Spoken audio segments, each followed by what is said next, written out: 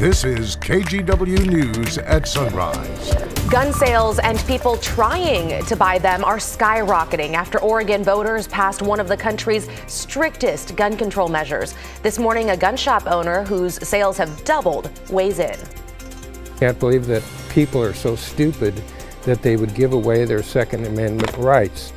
To be clear, Measure 114 does not take away the right to own a gun, but coming up, why some say the law going into effect could be delayed. Plus, they're so happy. It's overwhelming at times. Looking back over the years, you have these big, strong military guys that are in tears. We're talking about the impact of the KGW Great Toy Drive. So this week has been what we call the week of giving. We're going to wrap it up this morning, although there is still plenty of time to help out the toy drive. And we're focusing on a local group that has been helping the drive for years now. A local Elks Lodge, their story coming up. And this morning we are live at Snowvana. It's at the Oregon Convention Center and it's kicking off the big snow sports season, of course. We'll tell you how to get your hands on the latest gear. There's a ton of it there. Plus, a lot of fun to be had too on the sled dog rides, half pipes, and a bunch of other things. That is all coming up this morning. Before we talk about the ski season, apparently it's wind season. Yeah. I mean, wind was a big weather headline yesterday. It's a Friday morning, so we're excited about that. But let's talk about today's forecast. We are backing off on the wind, but 94 miles an hour at Crown Point. That was the peak gust in this wind event. 49 miles an hour yesterday at the airport. We're starting to ratchet down on that. We'll give you the live look here from downtown Portland. It's actually fairly calm in downtown Portland right now with the breeze as we look at the lights of the Morrison Bridge there. A little purple hue there. All right, 37 last check at PDX. East-southeast winds sustained at 9. We've had gusts, 20 to 30 this morning. If you are not experiencing wind, you are likely experiencing cold. It's 26 right now in Scappoose. It's 29 in Salem and 22 out towards the Dalles. All right, the plan for today, lots of sunshine just like yesterday. A breeze and a fairly gusty breeze on the east side of town, but not as strong as yesterday. I've got highs in Portland in the upper 40s. Guys. All right, Chris, thanks for that update. More from Chris a little bit later this half hour, but right now our top story. A growing number of people are looking to buy guns in Oregon, and it's really overwhelming local gun stores. Oregon State Police say this rush is tied to Measure 114, which we know voters just passed this month. Yeah, it takes effect in less than 3 weeks. Catherine Cook explains why some gun shop owners say they're concerned the state's just not ready. Anytime you threaten people's rights, you're going to have a problem. Warren Lacasse Can't believe it happened in the state of Oregon. doesn't mince words. Can't believe that people are so stupid that they would give away their Second Amendment rights. Lacasse owns the Gun Room Inc. on Southeast Foster. Since Oregon voters passed Measure 114 last week, tightening gun laws, he says his gun sales have doubled. And across Oregon, the number of people trying to buy guns is soaring. Before the election, Oregon State Police tells us they averaged around 850 background checks a day from people trying to buy a gun.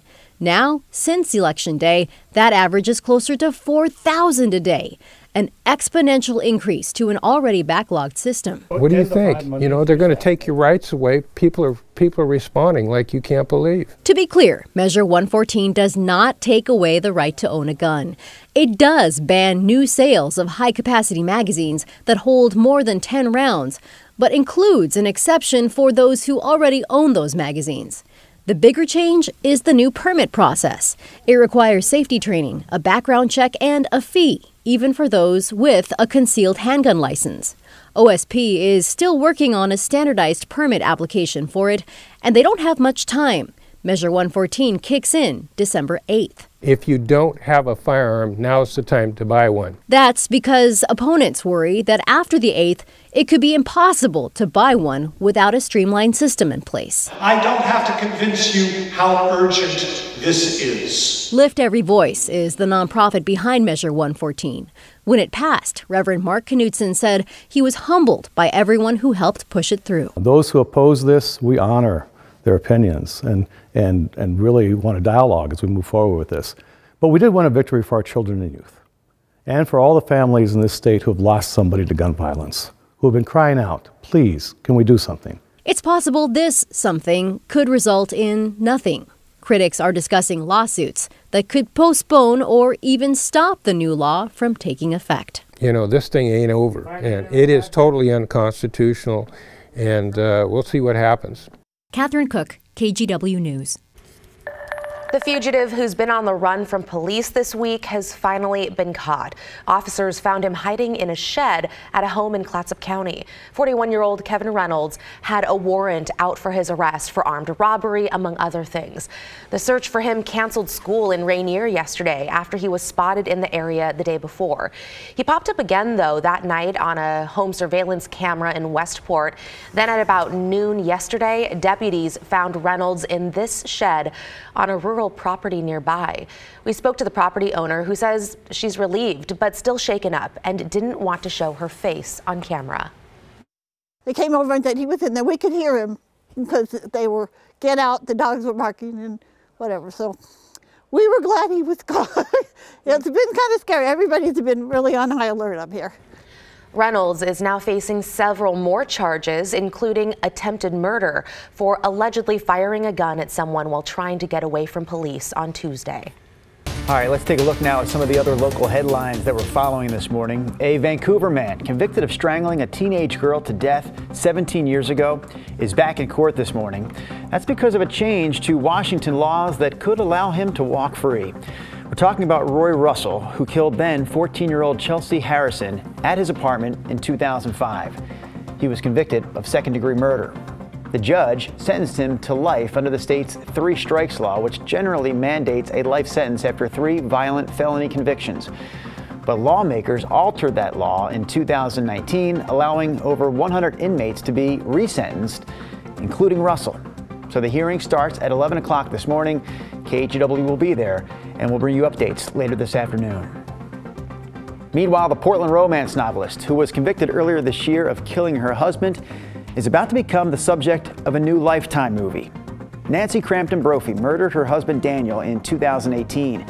Students found his body at the Oregon Culinary Institute in Southwest Portland. That's where Daniel was an instructor. Deadline.com reports that the movie will be titled after one of Brophy's own books called How to Murder Your Husband. Sybil Shepherd will reportedly play Nancy Crampton Brophy. And last headline here, the Portland Aerial Tram will be closed for maintenance over the course of the next 10 days. That closure starts tonight at 7 o'clock, and it will stay closed until Monday, the Monday after, Thanksgiving. That's the November 28th Monday. The upper terminal, elevator, and platform also closed during that time. Crews are set to replace the tram's haul rope, which is used to propel the cabins from one station to the other. Shuttle buses will be available during the tram's normal hours, and that is a look at our headlines this morning. And a late season fire to tell you about burning on the Oregon coast. It's covering about 20 acres of Tillamook Head and Seaside. It's burning in an unpopulated area and moving toward the ocean, fueled by east winds. Look at that. Seaside fire officials say the flames are in a contained area and 40 crews are working to keep it there. So no evacuation orders for surrounding areas right now. No word yet on what started that fire. Power, I think. Yeah. The power of the wind, yeah. I just like it. It's just refreshing, and it just makes me feel alive. That this sun that we don't have in November, this is odd. And so to have the sun and the wind, it's good. I like a warm shower to wake me up. That woman is going for the high winds yesterday at Crown Point. Yeah, high winds throughout the gorge. Actually, lots of spots around the area. But we did see people up there at Crown Point braving those intense winds. The strongest gust out there, well, maybe I should save that data for one Chris McGinnis. So Chris is filling in for Rod Hill this morning. Chris, let's talk about it. You do need to double over into that wind. I mean, if you've never experienced a 94-mile-an-hour wind gust, go to Crown Point. Yes, that was the peak gust during this event, and that was actually measured Thursday night. Okay. So how 94 miles an hour? 94 miles an hour at Crown Point Thursday night. We had wind gusts to 70 to 80 miles an hour yesterday, and the peak notable gust here in this event. And I actually need to bump PDX up to 49. It's interesting symmetry there, right? 49 miles an hour PDX, 94 at Crown Point. The Glen Jackson Bridge, 51 miles an hour. That's the I-205 bridge between Vancouver and Portland. So imagine that you're just driving along and then all of a sudden you get slammed with a 50-mile-an-hour gust sideways across your car, right? That's one of the things that makes these east wind events so significant and dangerous. And of course we had trees down and power outages and all that kind of stuff. All right, I'm happy to tell you that the winds are backing off a little bit more today. That said, there still are some breezy locations. Corbett right now gusting to 37. Troutdale gusting to 27. All right, last check over downtown Portland. It's dark. We're in the dark season. Sun up still a good more than 2 hours away at this point. It's chilly. It's 37 at PDX. If you are not experiencing east wind, you are likely experiencing cold temperatures. It's 26 in Scappoose with minimal wind right now. It's slipped to 29 in Salem and the east of the Cascades. Quite chilly. Well, downright cold, right? Baker City waking up to 10 degrees this morning. All right, the east wind forecast, it's still with us, but it's not going to be as widespread and not as strong as it was yesterday.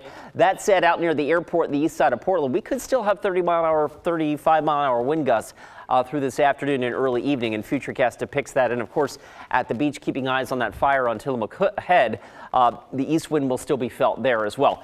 Futurecast shows the sky clearing out, so even for you folks in Central Oregon that were stuck under that low cloud deck and fog and freezing fog yesterday for much of the day, that should be gone today, and most of the state should enjoy sunshine for Friday, and most of the state will be crisp on our Friday, right? Let's go ahead and check out temperatures on Futurecast.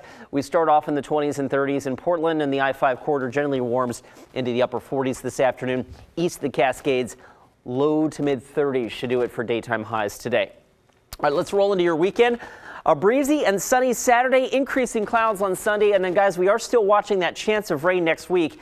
At this point, the best odds for rain will be late Monday and into Tuesday. And then, Christine, I've got us drying out at this point for the Thanksgiving holiday. Okay, looking good. Thanks, Chris. And just like that, we are at the end of KGW's Week of Giving for this year's Great Toy Drive. This morning, though, we'll tell you how the Toy Drive and Elks Lodge are helping a group who often puts others before themselves. We're talking about National Guard members.